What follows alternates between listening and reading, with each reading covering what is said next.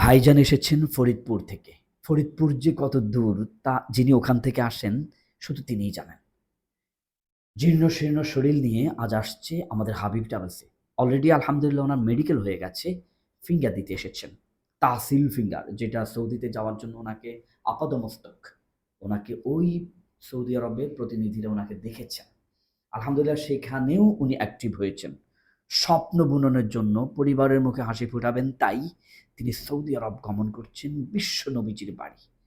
ভাবা যায় না যে নবীজির ধুলাবালি পেলে সুরমা মেখে নিত এমন জায়গায় পৌঁছে যাচ্ছেন তিনি। স্বপ্ন শুধু একটাই, ২ টা টাকা ইনকাম করা। কিন্তু চাইলে কি তিনি এই টাকাটা বাংলাদেশে ইনকাম করতে পারতেন না? হ্যাঁ, এই একই প্রশ্ন করা হয়েছিল, বাংলাদেশে কি করেন? যা বলেছে তা ঘাবড়ে ওঠার মতো। উনি পারেন না এমন কোনো কাজ নেই, কিন্তু নির্দিষ্ট কোনো কিছুই নেই। তাই উনি জানেন না আজকে যা ইনকাম করেছেন আগামীকালকে তা তিনি পাবেন কিনা। অর্থাৎ ওনার নির্দিষ্ট বা টেনশন মুক্ত জীবন পরিচালনা করতে পারেন না। অতএব উনি সিদ্ধান্ত নিয়েছেন সৌদি আরবে যাবেন। এসেছেন হাবিব ট্রাভেলসে। সব কাজ কমপ্লিট, আলহামদুলিল্লাহ যাওয়ার প্রস্তুত। চলুন ভাইজান থেকে ভাইজানের হিস্ট্রি এটা জেনে নেওয়া যাক। ভাইজান আসসালামু আলাইকুম রহমতুল্লাহ। ওয়ালাইকুম আসসালাম। কি করেন গ্রামে?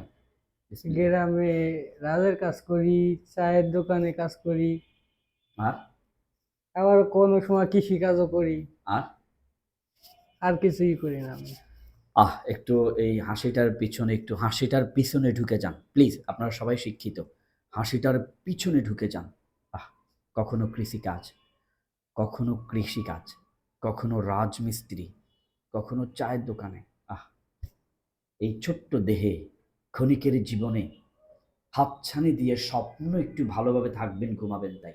সিদ্ধান্ত নিয়েছেন সৌদিতে যাবেন। আমি বিশ্বাস করি আমার আল্লাহ যদি তাকান আমার ভাইয়ের দিকে, ভাই জানেন না এই জীর্ণ শীর্ণ শরীরে কোটি টাকার মালিক আল্লাহ বানাতে পারেন। এই জন্য আপনাকে চেষ্টা করতে হবে, স্বপ্ন দেখতে হবে, পরিশ্রম করতে হবে, বের হতে হবে। অর্থাৎ পথে বেরিয়ে যান, পথ আপনাকে পথ দেখাবেন। কিন্তু আপনি যদি বাড়িতে বসে থেকে যত পারেন মাস্তানি করেন, কাজের কাজ কিছুই না, দিন শেষে জিরো। মনে রাখবেন এই শহরের ইনকামটা যেদিন করবেন সেদিন শেষ, আর প্রবাসী ইনকামটা মাস শেষে একটা অঙ্ক জমা হয়। কিভাবে মনে হলো যে বিদেশে যাওয়া দরকার? এমনি এইটা আমার এটা স্বপ্ন। স্বপ্ন।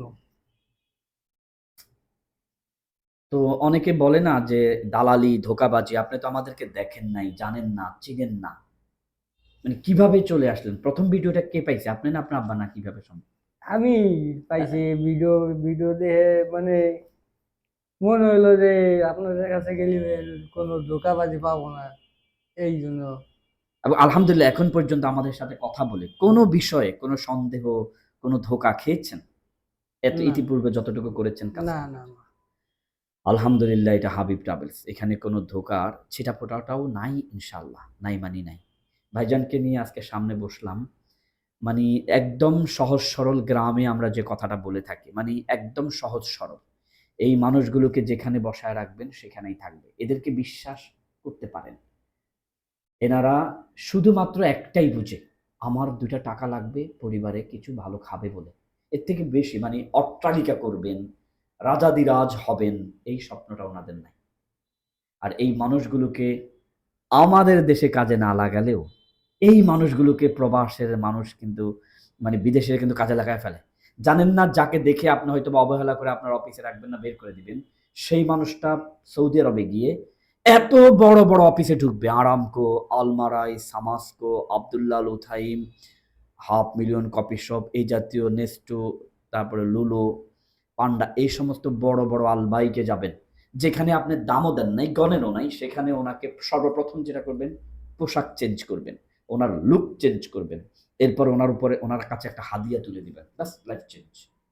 আল্লাহ বলেছেন, লাকাদ খালাকনাল ইনসানা ফি আহসানি তাকওয়িম। আমি মানুষকে সৃষ্টি করেছি সর্বোত্তম সৌন্দর্য দিয়ে। আমি বানাইছি, মানে আল্লাহ বানাইছেন। তাহলে আল্লাহ কখনো ভুল করতে পারেন না, মানে পারেনই না। সেই মানুষটাকে শুধু গেটআপনেস আর একটু বিশ্বাস আর একটু মনে সাহস যোগায় দিলেই এই মানুষটাই আপনার জীবিকার ব্যবস্থা করবেন। মনে রাখবেন কোটিপতিরা বড়লোক হয় গরিবদেরকে দিয়েই। ভাইজান যাচ্ছেন, ভাইজানের জন্য দোয়া করবেন।